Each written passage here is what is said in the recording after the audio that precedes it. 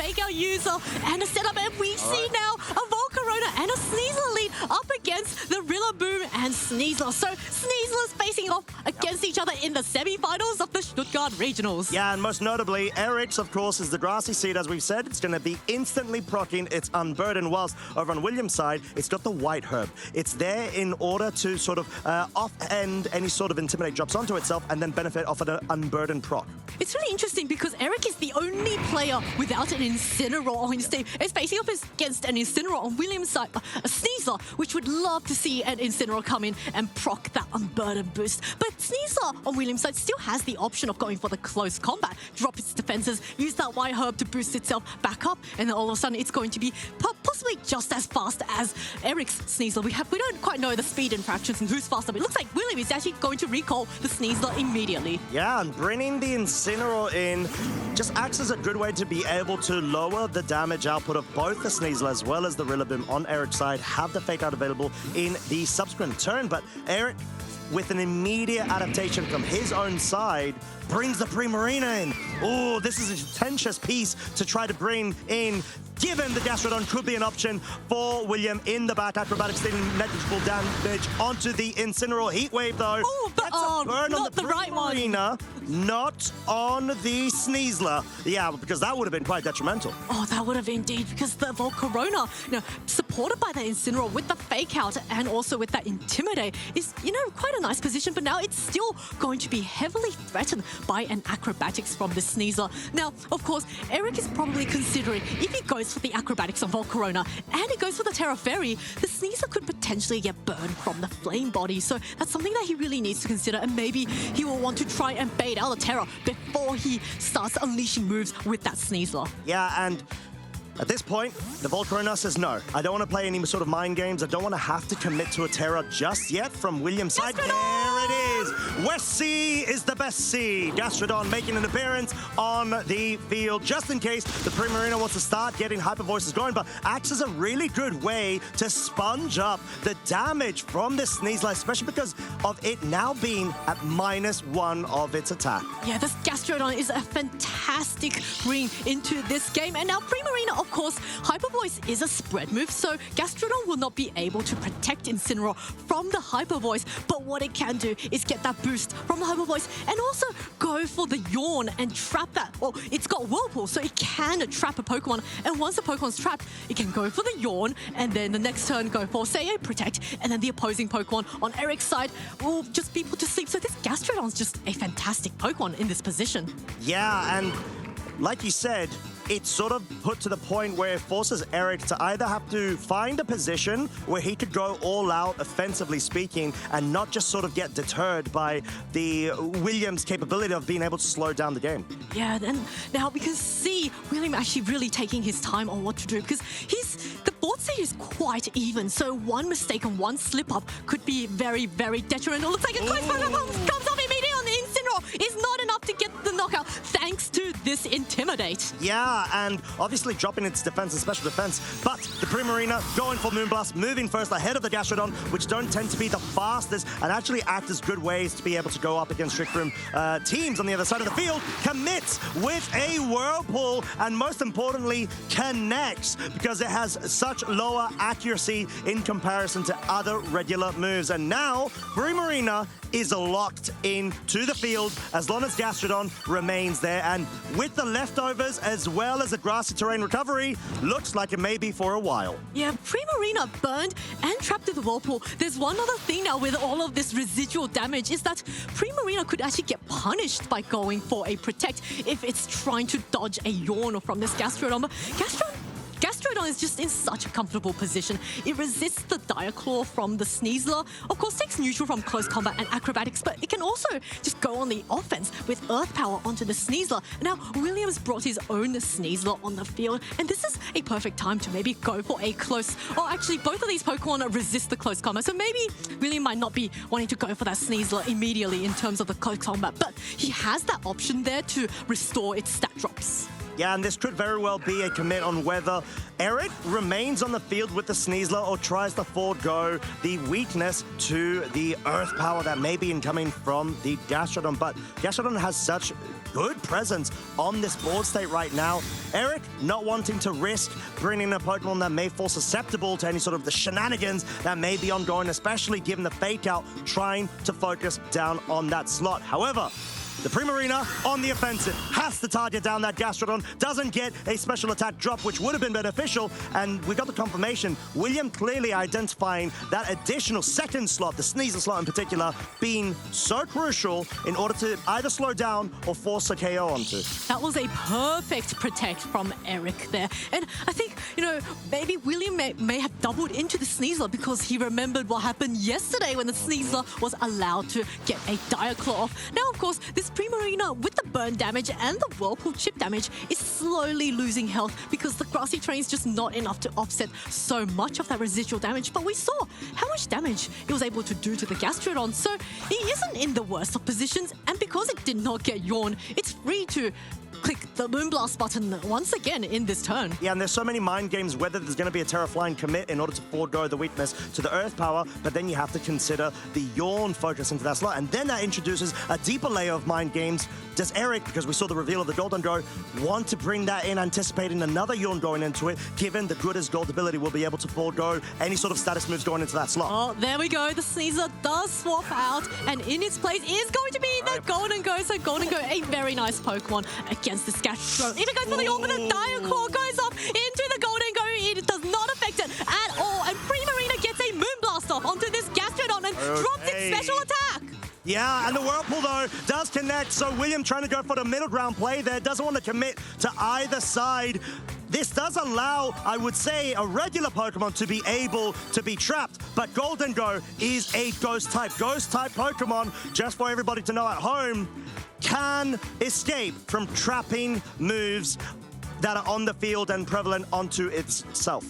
This Gholdengo is in a really great position here. The Sneasler on William's side actually cannot hit it at all because its only two damaging moves are Close Combat and Dire Claw, both of which Gholdengo is immune to. Now, Gholdengo is threatened by an Earth Power from the Gastrodon, and if it stays in, it will be taking residual damage from Whirlpool. But let's not forget, Gastrodon now, thanks to the Moonblast, is at -1 special attack, and I would be willing to guess this is a bulky Gastrodon, not an offensive one. So Gastrodon, it's quite annoying, but not really putting out quite as much damage as maybe William would like. Yeah, and I think the fact that the Sneasler cannot touch this Gholdengo is so crucial. It's got Close Combat and Dire Claw, which both of Gholdengo's typings are completely immune to. Whoa! The self-Close Combat! In order to be able to make a free switch in here and not have to try to commit, perhaps, to a Primarina? And also get the defense and special defense drop to try and activate the Unburden. Maybe predicting a bit of a protector, but now Gholdengo goes for the Mega Rain. It's enough to get the one-hit knockout onto this Sneasler. So William has just lost 2 Pokemon and is down to the Volcarona up against all 4 of Eric's Pokemon.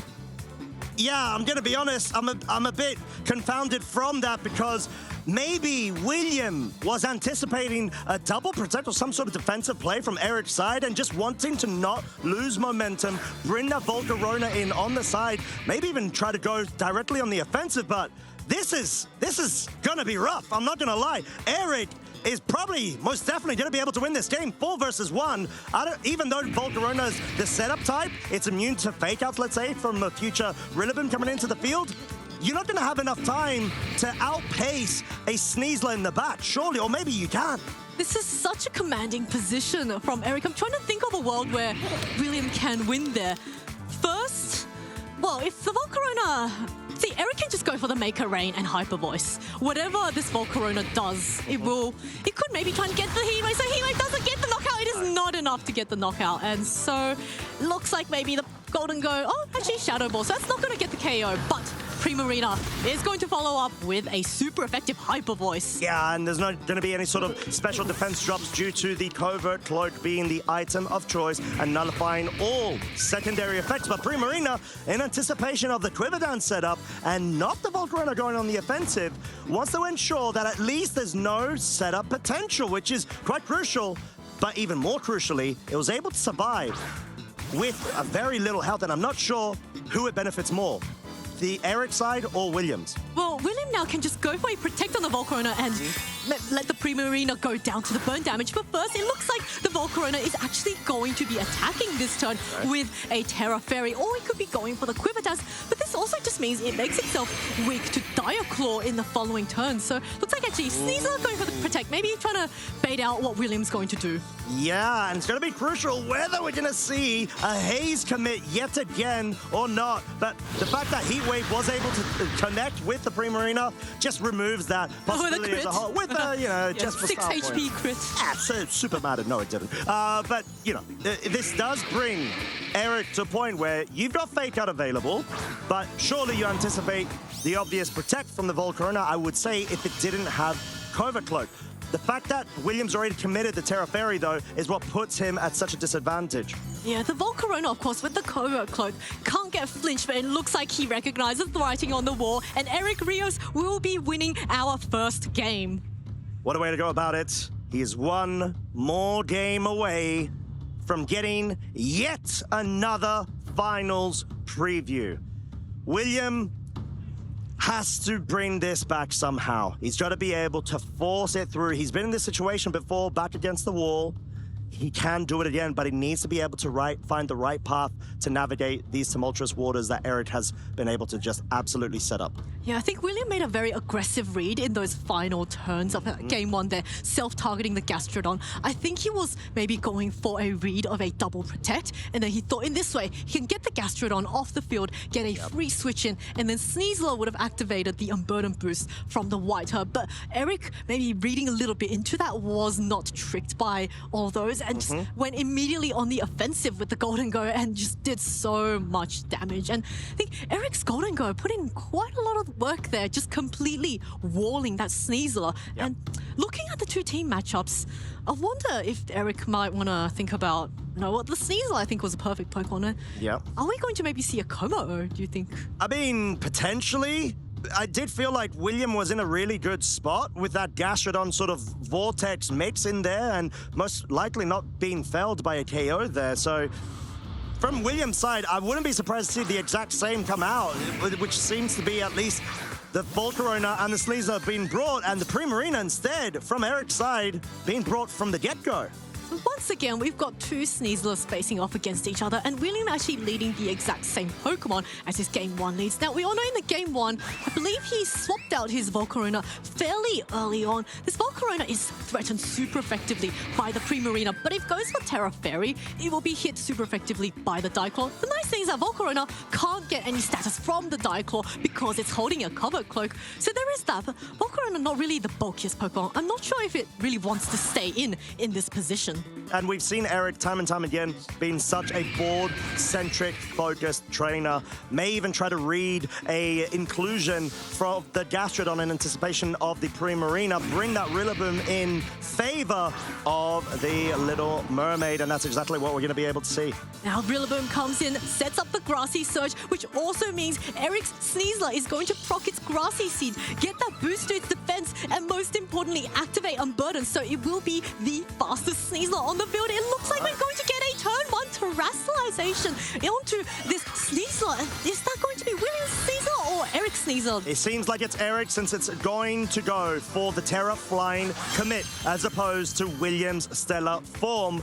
No terrestrialization from William's side. This may be a raw KO. Doubt onto the Sneasler. Already a one-hit KO. Eric has a lot of momentum going for himself. He's got Unburden. That is proc. Heat Wave, sure, is going to be able to deal damage, but can it pick up a burn in favor of William? Doesn't seem to be the case. Oh, the Sneasler on Eric's side is off to a flying start, picking off this Sneasler on William's side, which also had Diaclaw, and now you've just removed all the chances of status. William, of course, now brings in his Incineroar, which is in a fantastic position against both of these two physical attackers. Sneasler having committed to the Terra means that the Rillaboom or any of the Pokemon in the back cannot, and having dropped that -1 stage of attack onto the Sneasler, I want to be be surprised to see William maybe wanting to swap out and bring the Incineroar back in. He needs to find a way to be able to have all of the overwhelming pressure that Eric's been able to exude strung back onto him. Primarina just coming in order to be able to make sure that it can directly threaten the Volcarona into potentially Terastallizing, which then in turn will force a Dire Claw if there's no KO on the Sneasler, which seems to be the case, and no burn too. So this is definitely not what William was hoping for. Yeah, the Sneasler just hanging on with that 8 health.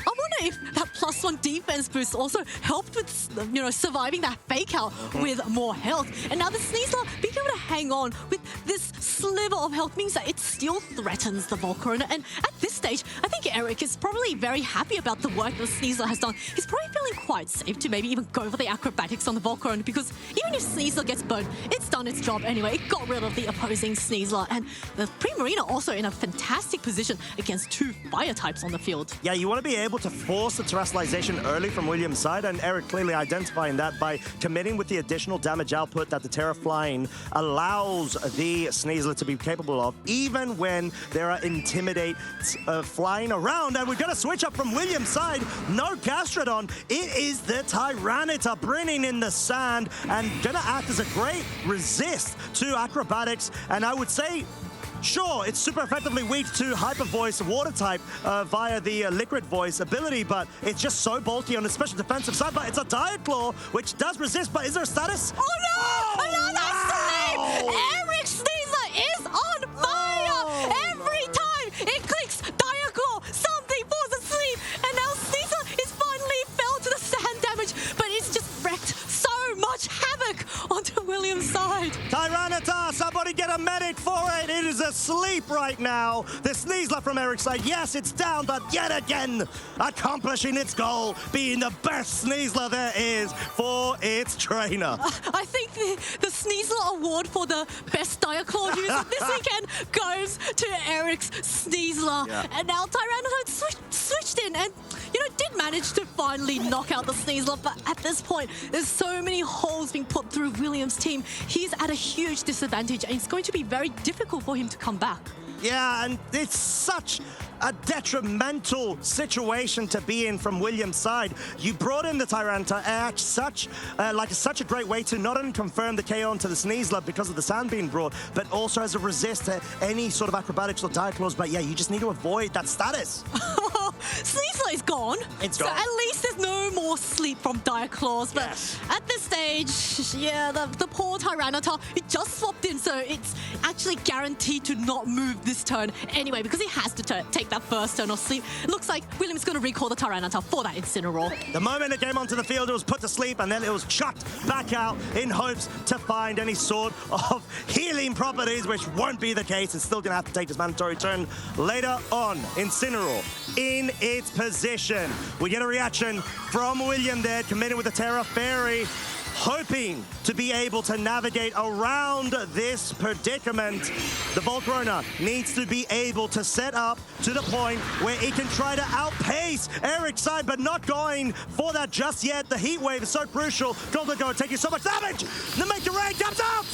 The Volcarona's down. Volcarona is down, and William is down to his final 2 Pokemon in the Incineroar and the sleeping Tyranitar. Volcarona gets knocked out without really accomplishing too much. Yes, it did chip down the Gholdengo, but Gholdengo really did its job, and I think Eric put William in such a difficult pin there. See the Hyper Voice coming up? Not enough to get the knockout in Incineroar, but it's going to get knocked out by the sand damage at the end of this turn.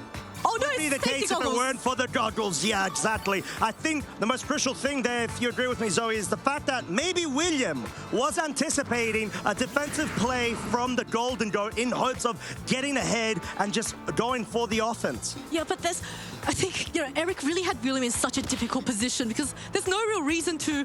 Oh, what happened there? I just... believe it was a self-fake out in order to hope to slap the Tyranitar away, but that's not the case. There's no mechanic such as that. I think this is just going to be a loss for William Bassolino and a progression into the semi-finals for Eric. Yet again, being able to do it. The Hyper Voice single target isn't enough, but the Tyranitar Tyranitar being asleep will seal its destiny. Yes, now the Tyranitar unable to wake up this turn, which means another turn for both the Gholdengo and the Primarina to get a super effective Make a Rain or Hyper Voice off. This Tyranitar at this point has no gas left in the tank, and it looks like Eric will be advancing to our finals. Yeah, what a way to go about it.